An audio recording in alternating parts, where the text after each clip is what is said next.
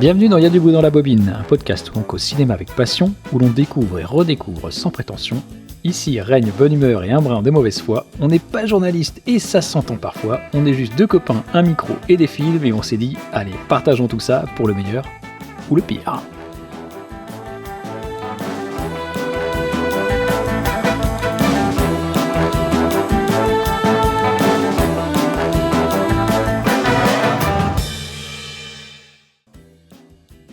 Aujourd'hui, on arpente les couloirs d'une maison banale, scrutée par des caméras de surveillance. À moins que l'on ne s'égare dans le regard inquiet d'une mère, entre quotidien domestique et cauchemar psychologique, entre found footage et angoisse intime, on vous parle de Life of Belle, le film d'horreur micro-budget de Sean Robinson.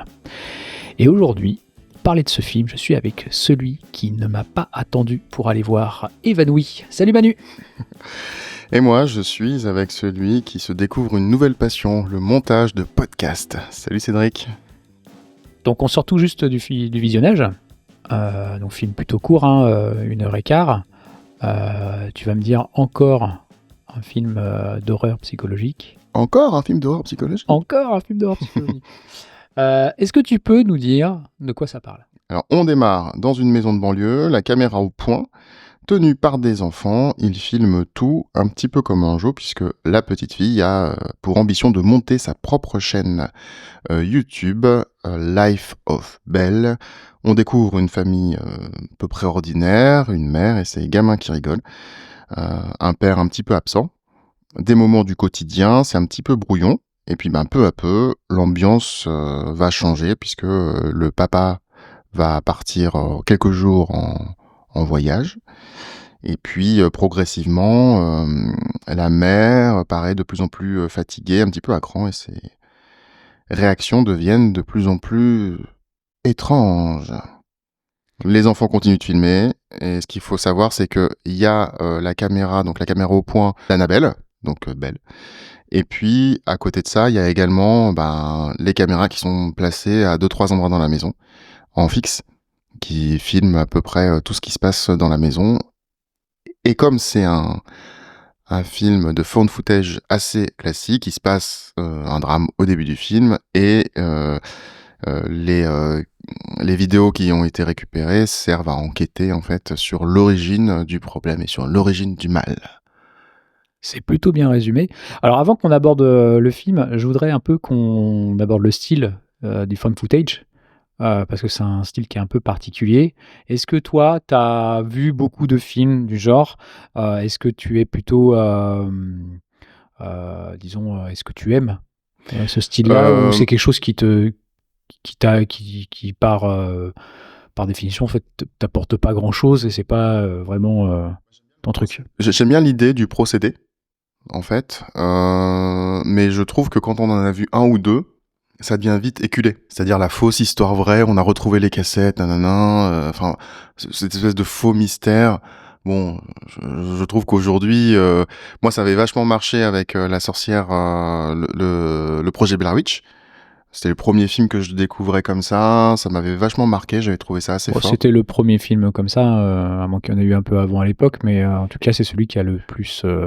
Et puis en plus, à l'époque, c'était le début d'Internet. Donc il y avait une page internet où il y avait vraiment un espèce de vrai mystère autour du film au tout début.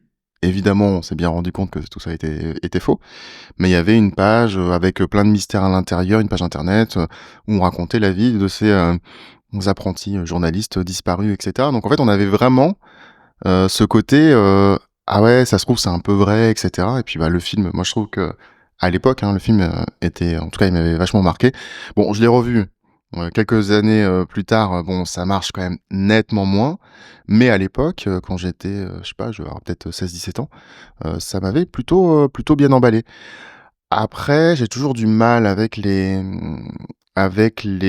films qui sont vus d'une caméra de surveillance, etc. Parce qu'il n'y a pas de mise en scène, il n'y a rien. Donc, je suis pas hyper touché par ce genre de film. J'ai vu quelques extraits de Paranormal Activity. Bon, c'est clairement pas ma came. Donc, si c'est bien ficelé, s'il y a une vraie notion de mystère, ça peut vraiment m'intéresser.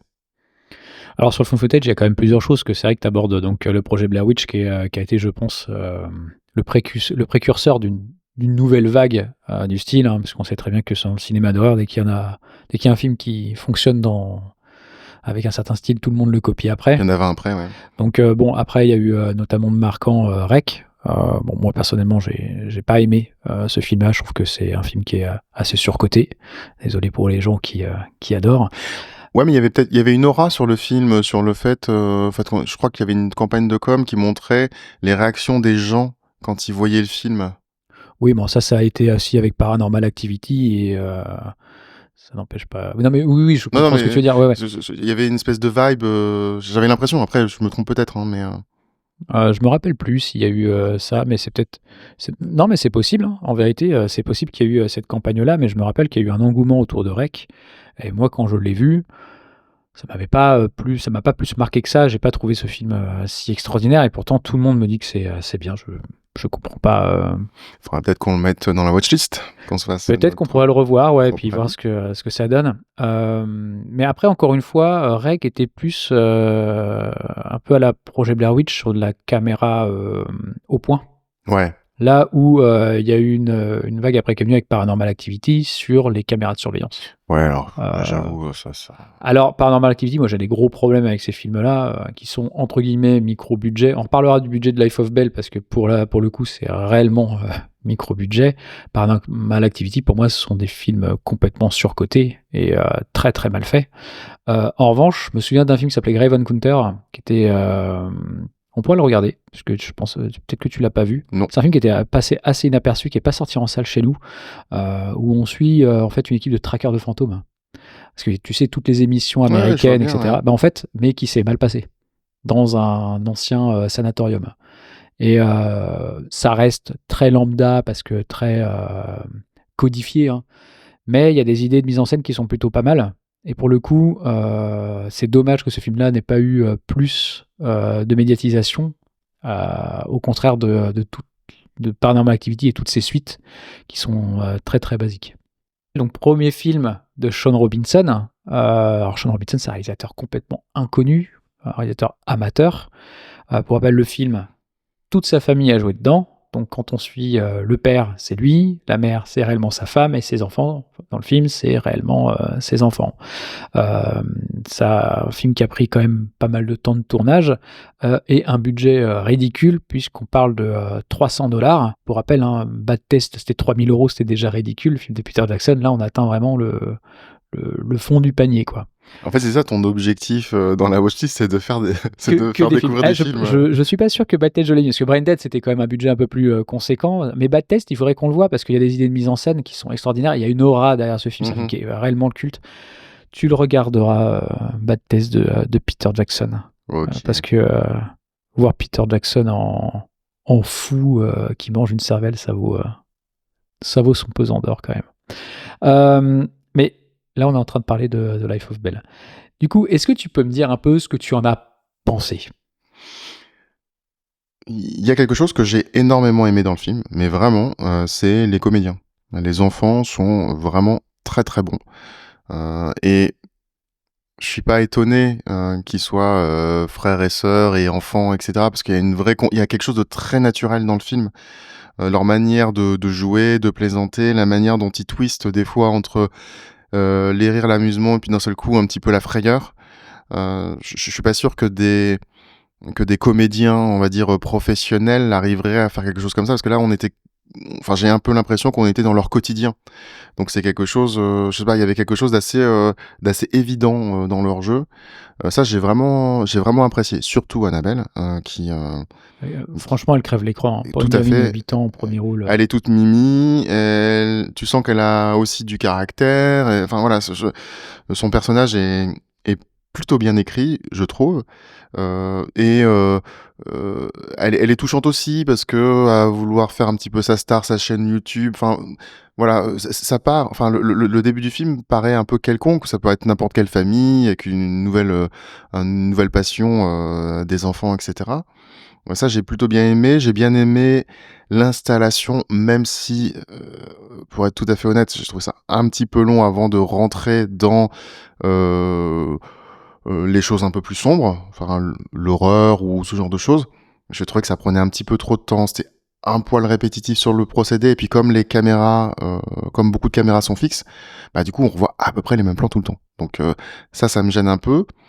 Heu, j'ai trouvé que c'était quand même bien foutu, que l'idée originelle était, amenée, correctement, même si j'ai des réserves un petit peu sur le fond. Donc voilà, après voilà, il y a aussi cette notion de prix qui fait que, bah, oui, on peut s'enthousiasmer sur un film qui coûte, pas très, très cher et puis, qui a aussi, quelques idées. Après, j'ai des grosses réserves, sur, la deuxième partie du film, et alors à la fin, pour moi, c'est un no go, c'est, pas possible, quoi. Bon, on reparlera de la fin parce que, on en parlait, hein, je suis assez d'accord avec toi. C'est la fin m'a gâché un peu le film aussi. Alors à savoir ce que je ne l'ai pas dit, mais c'est un film qui est très récent, hein, qui est sorti en 2023 ou 2024. Donc Sean Robinson l'a mis sur YouTube et il y a eu un réel engouement autour du film, ce qui fait que la plateforme Shadows, spécialiste, du film fantastique, horreur et genre, a acheté les droits et le diffuse aujourd'hui sur son catalogue. C'est comme ça que nous on l'a vu. Alors je voudrais juste revenir sur les comédiens parce que je suis en partie d'accord avec toi.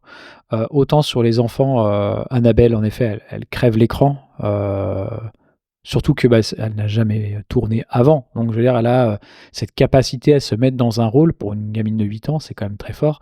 Son petit frère, je le mettrait plutôt à part parce que bon, il a un rôle plus à côté, même s'il le joue bien, hein. Ça doit pas être évident parce que c'est un gamin qui doit avoir quoi? Peut-être 5 ans, 5, 6 ans, Ouais, mais par ça se là? voit qu'ils ne jouent pas, c'est ça qui est impressionnant, c'est qu'ils sont tellement en confiance, en fait, j'imagine, qu'il y a un côté hyper réaliste. Eh ben, justement, sur ce point-là, est-ce que c'est pas le found footage qui, d'ailleurs, facilite, le jeu pour les enfants, plutôt que d'avoir une grosse équipe, avec plusieurs caméras? Ah bah, sans doute, hein. Je pense que ça aurait été beaucoup moins facile et c'est là où le parti pris, il est peut-être, vraiment bon et très intéressant de la part de Sean Robinson. Ah bah, sans doute, effectivement, quand on est en plus en famille dans une maison, enfin, est-ce que je sais pas si c'est leur maison Si, d'ailleurs? si, c'est leur C'est maison, hein, leur tout a maison? été tourné là. Bah, oui, parce que sinon le film aurait coûté plus cher évidemment. Bah, évidemment. Heu, donc oui, je pense que, cette notion de, bah, de confiance, cette ambiance familiale a dû vachement aider, et puis le fait qu'il y ait pas de matos, pas de gros matos, rien d'impressionnant. J'imagine, à voir, hein, peut-être très peu d'éclairage, voire pas du tout. À mon avis, c'est peut-être, de l'éclairage naturel, en tout cas de ambiance de la maison. Donc oui, je pense que ça doit aider, mais même j'avoue, hein, je guettais un petit peu le jeu des comédiens parce que voilà, on les enfants, c'est toujours compliqué, en fait, hein, il y a dans beaucoup de films, ça joue pas toujours très, très bien, c'est toujours un peu rude.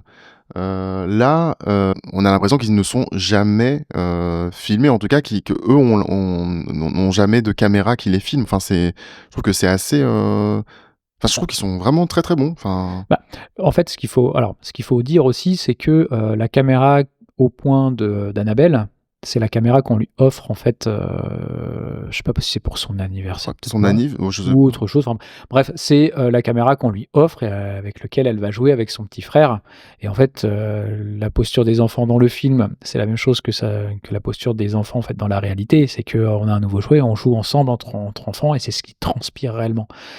Moi, par contre, ce qui m'a, un peu gêné dans le film, hein, c'est plutôt les comédiens adultes qui, pour le coup, jouent beaucoup moins bien, je trouve, que les enfants, notamment, Bah, la mère. la mère, il y a un réel problème. Je veux dire, c'est, même si elle arrive à, générer de l'angoisse parce que par moments, elle a des moments de folie, qui sont, vraiment malaisants. Je pense plus que d'ailleurs, le côté malaisant ressort à travers les yeux d'Annabelle, parce que c'est le jeu, d'Annabelle qui fait que, sa mère devient angoissante. Mais son jeu à elle, m'a posé quelques problèmes par moment quand même, hein, où c'était, vraiment, un peu bancal. Après ce sont des personnes, amateurs, donc moi je reste hyper indulgent sur ce jeu-là, quoi. Moi, c'est pas tant son jeu qui m'a gêné, c'est plus l'écriture, tout simplement, de son personnage et de la description, de la santé mentale que j'ai trouvé, pas bien abordée. Alors, bah, vu que tu mets les pieds dans le plat, On va aborder le sujet profond du film, qui est, oui, en effet, la santé mentale. Et je sais que là, bon, tu as des réserves. On n'est pas forcément d'accord, donc je te laisse, expliquer un peu le sujet du film et puis ce que tu en as pensé. Alors oui, le film aborde, mais vraiment, survole la santé mentale. En fait, progressivement, la mère sombre dans une folie, quitte à devenir de plus en plus, malaisante, oppressante et même violente, vis-à-vis de ses enfants. Je sais pas si c'est le moment de spoiler, Bah si, on peut, de toute hein, façon, c'est dans tous les cas, quand le film commence, en fait, le film commence par une enquête, on va dire, «policière» entre guillemets, sur la découverte des corps dans la maison. Qu'on va découvrir, le père, la mère et le petit frère. On va découvrir les cadavres, mais sauf qu'en fait, Annabelle n'est plus là et elle est disparue, donc il y a un appel à témoins pour retrouver Annabelle. Et en fait, ce que je trouve, c'est que le développement, psychologique de la mère est vraiment mal amené. Je trouve ça assez caricatural. On se retrouve avec des scènes qu'on a déjà vues plein de fois sur le fait de prendre ou pas ses médicaments, et cetera. Une progressivité dans la folie que je trouve, pour le coup, pas bien dosée, en tout cas, pas naturelle. Parce qu'en fait, ce qu'il faut savoir, c'est qu'au tout début du film, les premières scènes du film, c'est, c'est la famille, presque idéale, hein. Tout le monde est joyeux, tout le monde est heureux. Il y a très peu de disputes, sachant que donc il est avéré que, la mère a des problèmes, de santé mentale, des problèmes psychologiques, des troubles, qui sont très, très mal expliqués dans le film. Mais c'est évident qu'elle les a depuis un certain temps. Sauf que le film, de manière complètement artificielle, nous montre au tout début qu'elle va hyper bien, qu'elle, progressivement sombre, dans une folie. Et ça, je trouve que, justement pour du, found footage, ça ne marche pas en fait. Ça ne marche absolument pas. Là, on a l'impression que le found footage est scénarisé. Et ça me pose un réel problème d'adhésion au projet. Après, je trouve que le traitement, qui est fait justement sur ces problèmes, mentaux, est complètement à la ramasse, complet. Il y a pas mal de films, hein, qui ont traité de ces sujets-là avec, plus ou moins de succès, mais en l'occurrence là, on est vraiment, c'est vraiment bas, bas, bas, bas, quoi. Il y a ce que je n'aime pas, c'est que, son état mental sert de prétexte à l'horreur. Et ça, je trouve ça vraiment, vraiment dommage. C'est un prétexte, c'est-à-dire qu'on se sert de troubles psychologiques, pour faire un gros jump scare à la fin. Et ça, je trouve que c'est pas cool, vis-à-vis, de la caractérisation de la pathologie, enfin, de ces différentes pathologies. Et c'est une facilité et ça rapproche pour moi le film de tous ces films, un peu mainstream, qui vont parler de found footage, et cetera. Moi, il y a des films qui parlent, des films de genre, qui vont parler justement, de la dépression, de la bipolarité ou en tout cas de troubles psychologiques. Plein de films, notamment Hérédité, qui le fait avec beaucoup de talent parce qu'en fait, ce qui fonctionne bien dans Hérédité, c'est que, heu, la folie et l'état psychologique, de la mère, parce que c'est, l'un des personnages centraux du film, va, inonder toute la famille et va, créer d'autres problèmes au sein de la famille. Et l'horreur, il est juste à côté. En fait, l'horreur, ce n'est pas son trouble, c'est quelque chose d'autre, en fait. Donc l'horreur va accompagner, les problèmes, psychologiques et cette, je sais pas si tu vois ce que je veux dire? Si, si, je vois très bien ce que tu veux dire, mais je suis pas, Tu l'air un petit peu, non, parce que je suis pas, d'accord, avec tout. Je suis d'accord avec le fait que, ça va un peu vite sur, le déclin de la mère, au niveau de sa santé mentale. Après le film dure 1 heure et quart, je pense que, c'est pour des questions, c'est un peu facile de dire ça, mais question de budget, de pas faire un film qui pourrait durer 1 heure 45. ah non, mais moi le temps, le Hem, timing me va bien. Moi je suis pas sûr. Là où je suis pas, d'accord avec toi, il y a plusieurs points, c'est que, si on veut si on dit que le found footage et les jeux d'acteurs font qu'il y a une part de réalité, en fait. On est plongé dans la réalité. Je suis pas sûr que les enfants soient réellement au courant de la santé mentale de leur mère, pour la simple bonne raison que sur les enfants de 8 à 6-5 ans, tu vas pas leur expliquer ce que c'est que les maladies mentales, et je ne suis pas sûr qu'ils savent réellement que leur mère prend des cachetons. Ça, c'est c'est réellement le premier point. Alors, c'est pas le fait qu'ils soient au courant, mais qu'ils pressentent qu'il y a un malaise, parce que tu ne peux pas, avec cet état psychologique qu'a la mère dans le film, tu peux pas ne pas avoir de précurseur, tu peux Mais pas avoir... il le voit au fur et à mesure du déclin, en fait, mais pas quand il part, pour la simple bonne raison qu'il ne faut pas oublier que elle surprend, en fait, une conversation entre ses parents sur le fait que le mari, enfin Sean Robinson, hein, demande à sa femme si elle a bien pris ses cachets, mais il se cache pour en parler.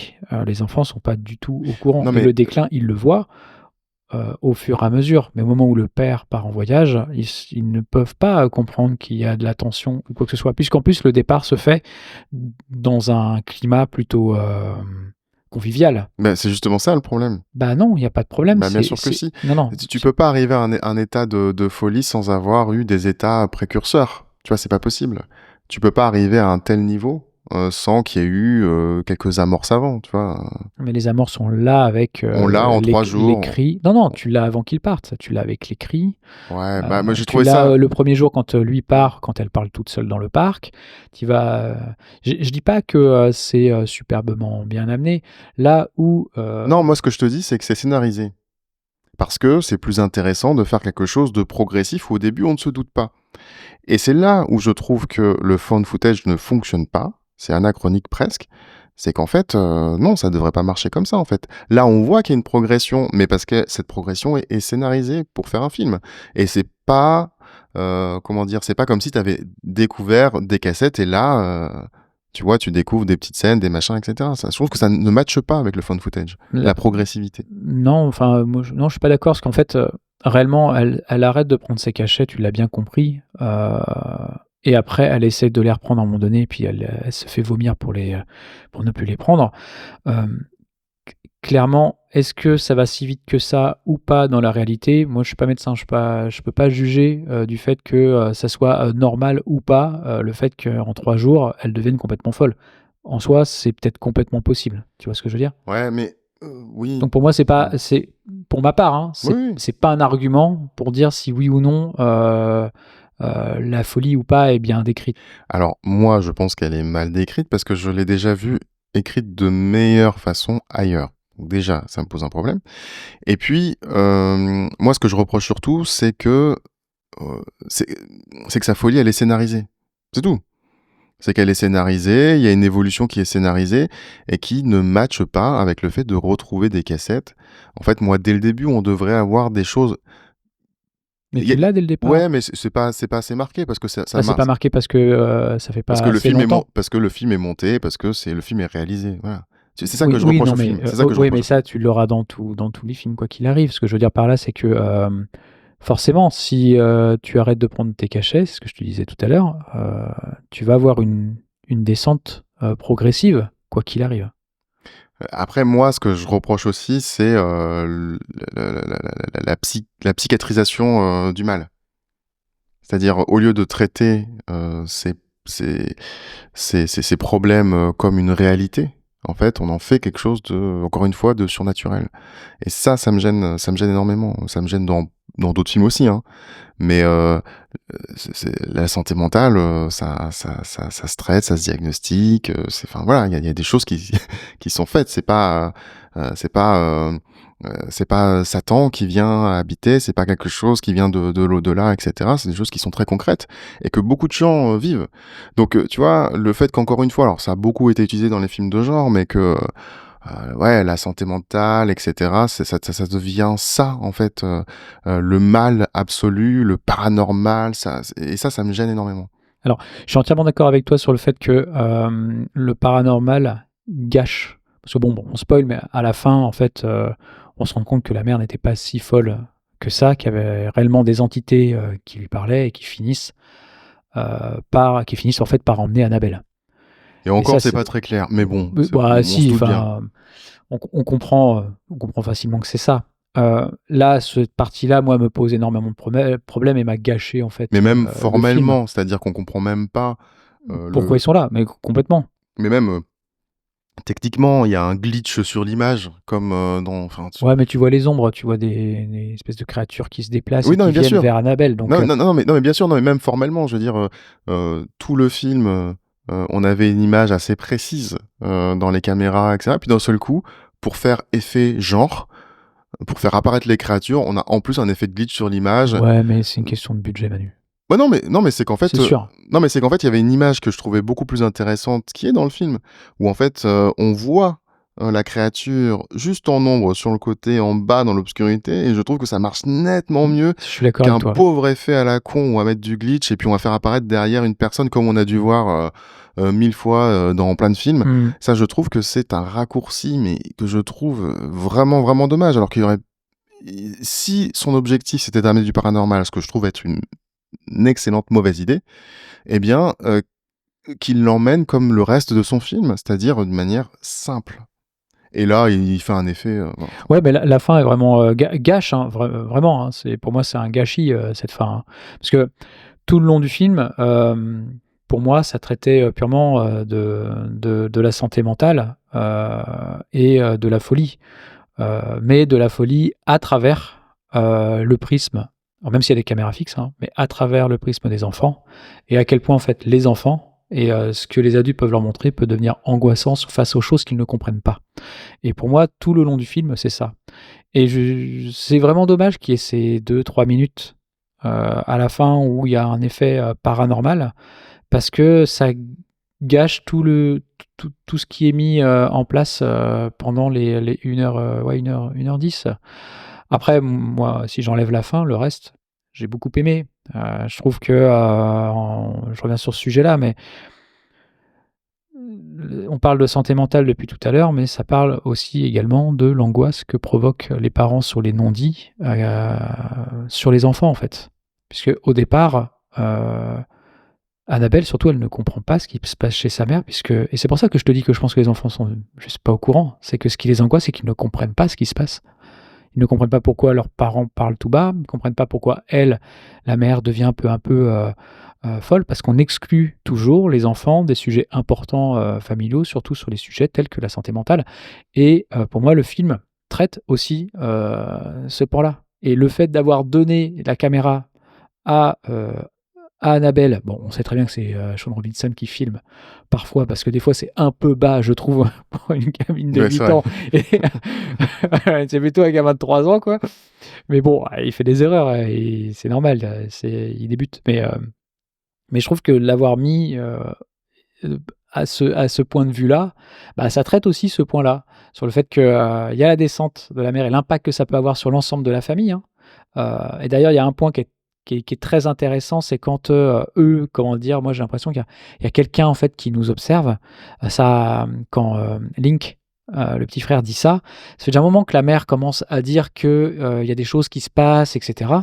Et en fait, moi j'ai ressenti ça comme la folie qui se propage au fur et à mesure justement à la famille et aux enfants qui, eux, voyant leur mère dans cet état de confusion, bah, en deviennent très angoissés, à imaginer aussi des choses et à avoir des peurs.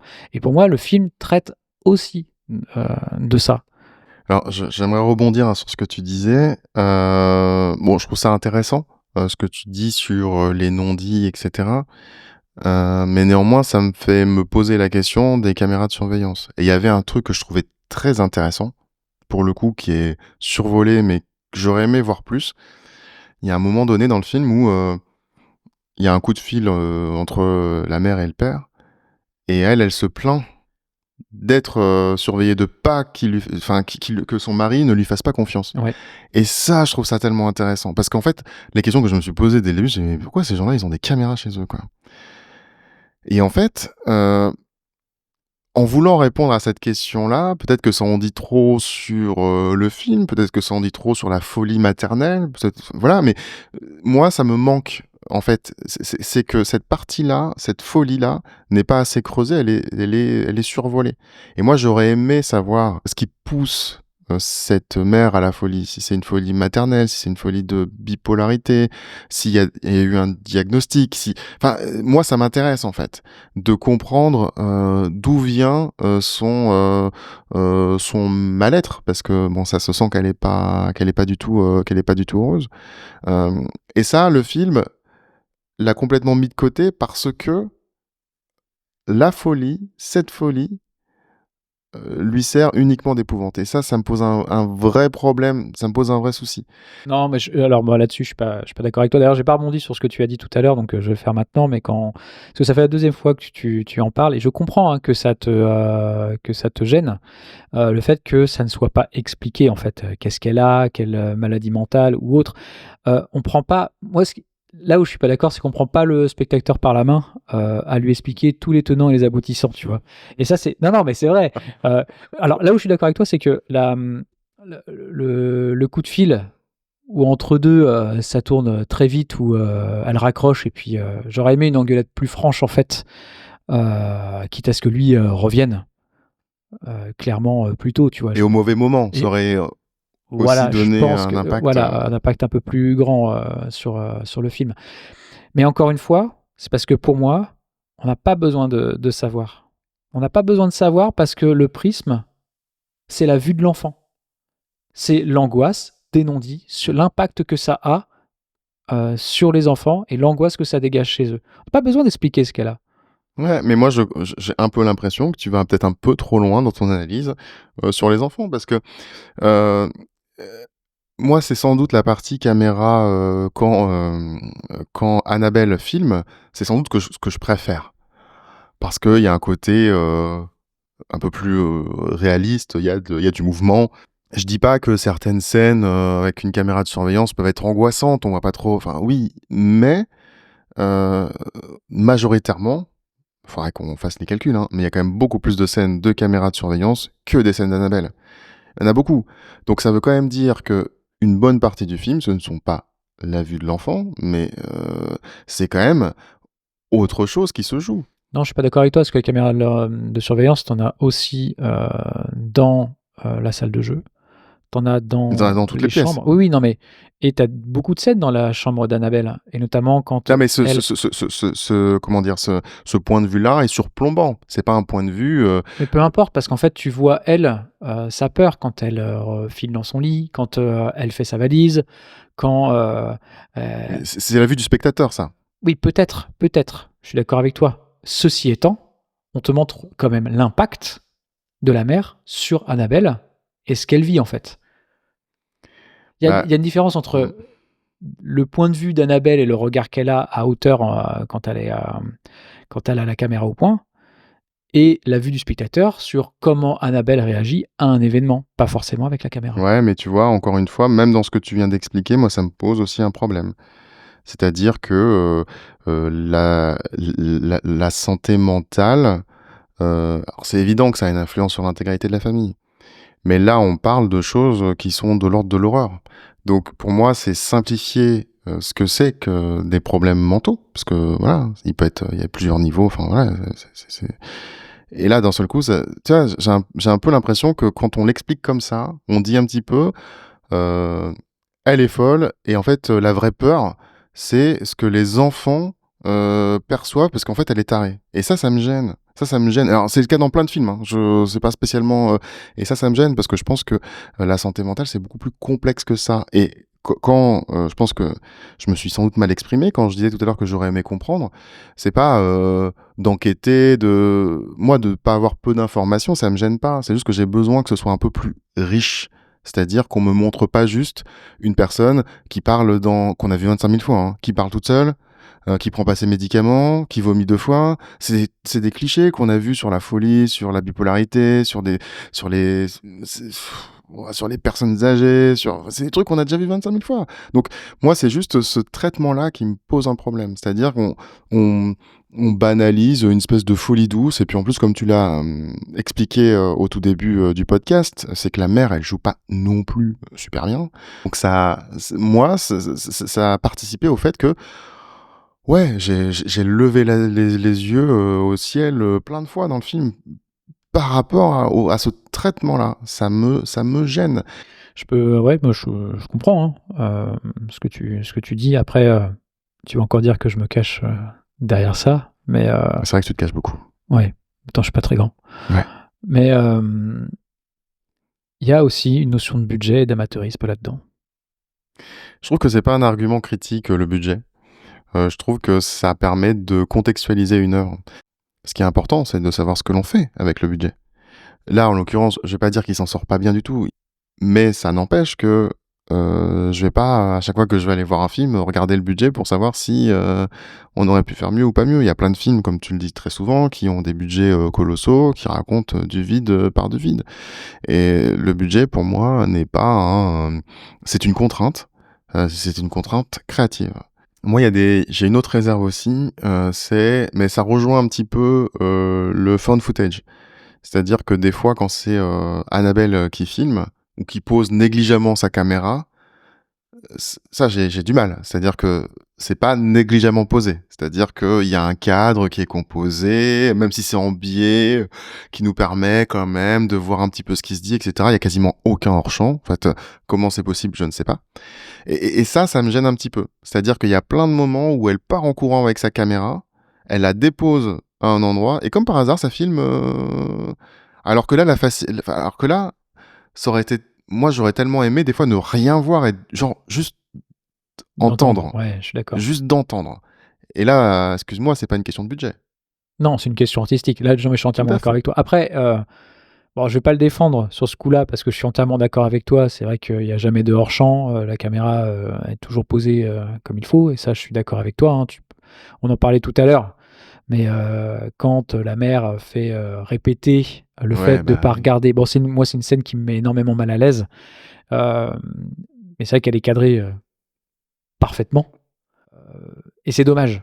Parce qu'en plus, elle aurait été hors champ, elle aurait été 2 fois plus malaisante, je pense, parce qu'on n'aurait pas vu ce qui se passait.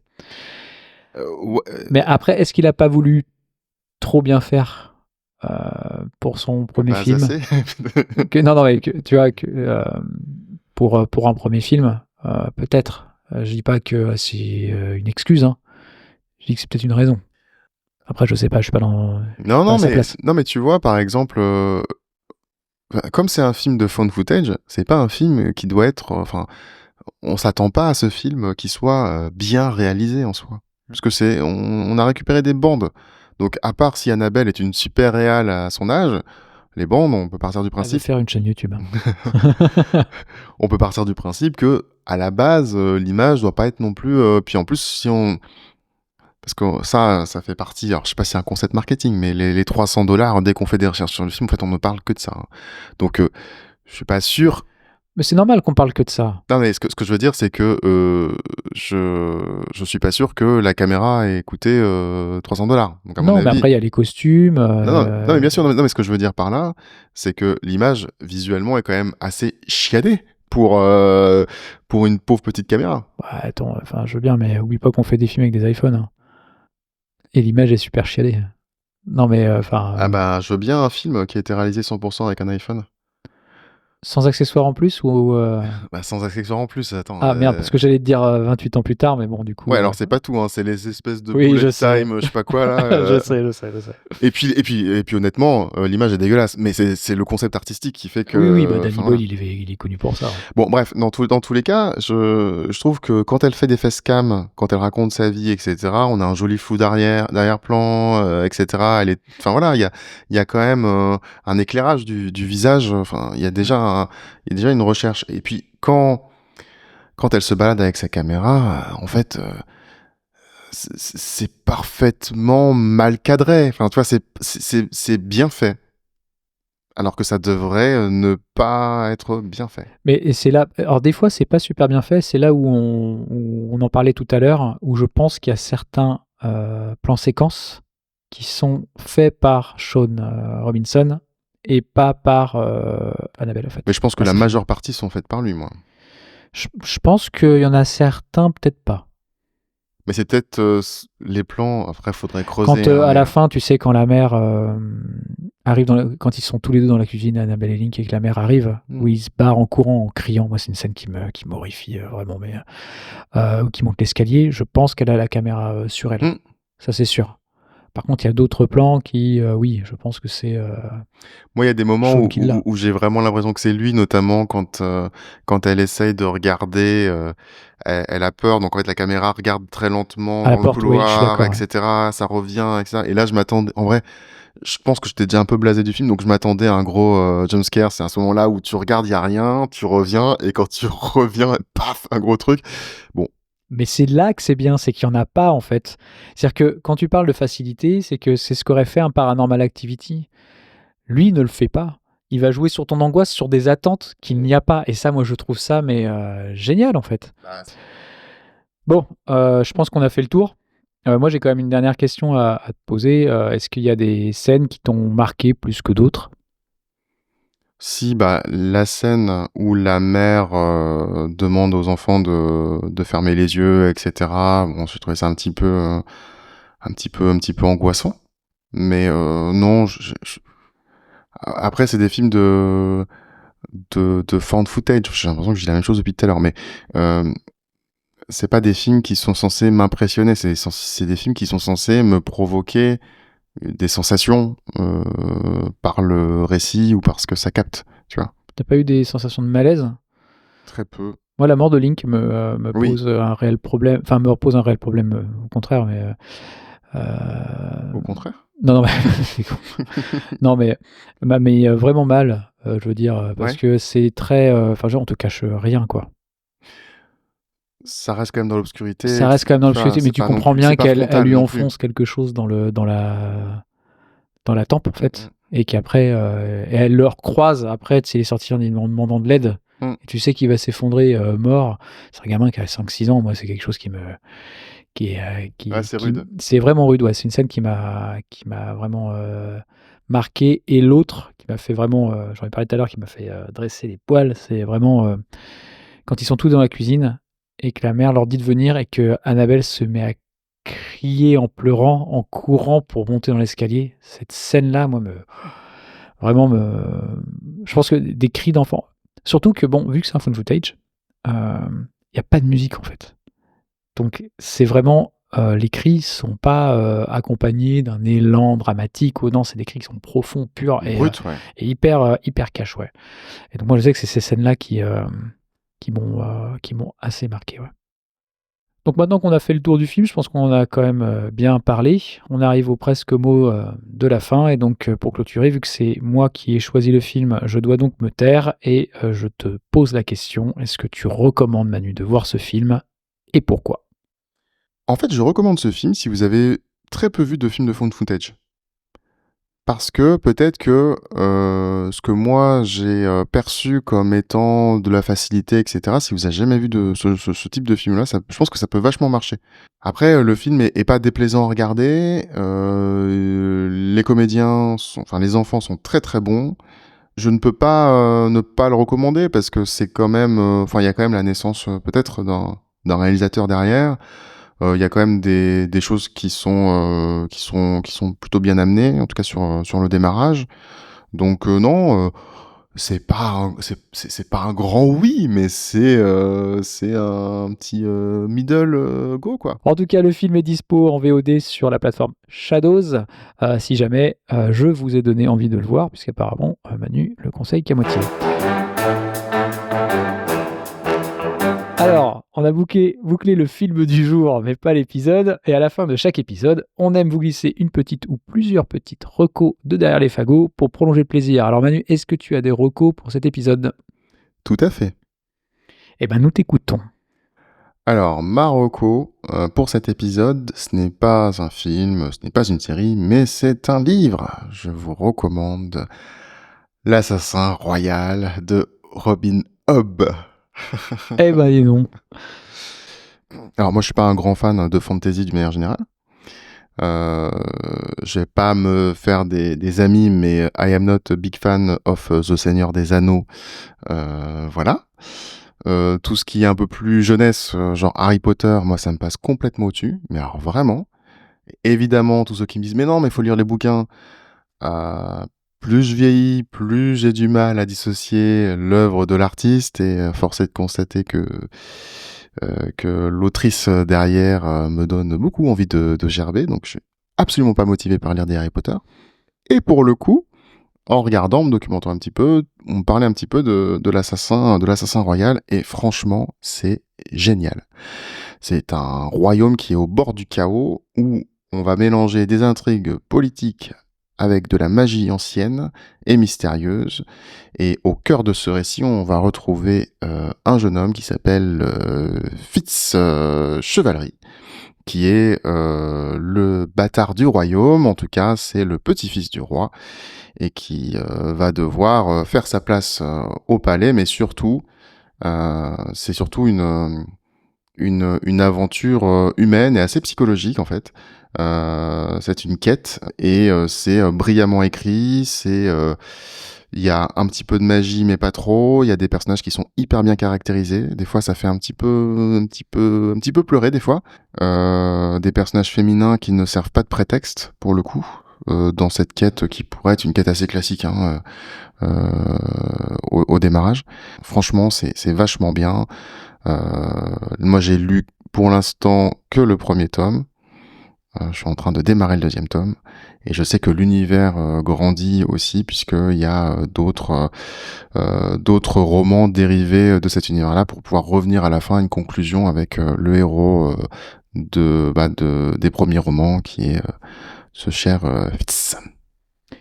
Eh bien, merci Manu, je connaissais pas du tout ce livre-là, mais ça m'a donné envie de le lire en tout cas. Eh bien. Et toi? Eh ben moi j'ai une petite reco, c'est L'Antre de la folie de John Carpenter, adaptation de Lovecraft avec Sam Neill qui traite de façon brillante aussi de la folie. C'est un film très important dans la filmographie de John Carpenter et je conseille à tout le monde de voir ce film. Voilà, c'est tout pour cet épisode de Y'a du bruit dans la bobine. On espère que vous avez pris autant de plaisir à l'écouter qu'on a eu à l'enregistrer. Merci Manu. Merci Cédric. Retrouvez-nous sur votre plateforme préférée, mettez des étoiles, des cœurs, des pouces ou même des petites caméras si ça vous chante. Parlez-en à vos potes, votre famille, vos collègues ou même à votre chien, qui sait. On se retrouve très vite pour un nouvel épisode. Allez, ciao. Salut.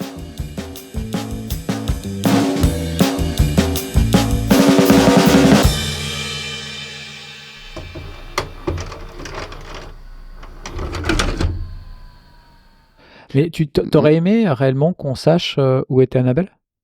Non, je m'en fiche. Ou c'est ton côté Laura Palmer là Alors, non, mais c'est un autre sujet qu'il faudra qu'on aborde très très bientôt dans ce podcast, parce que je peux vous le dire que j'en ai gros.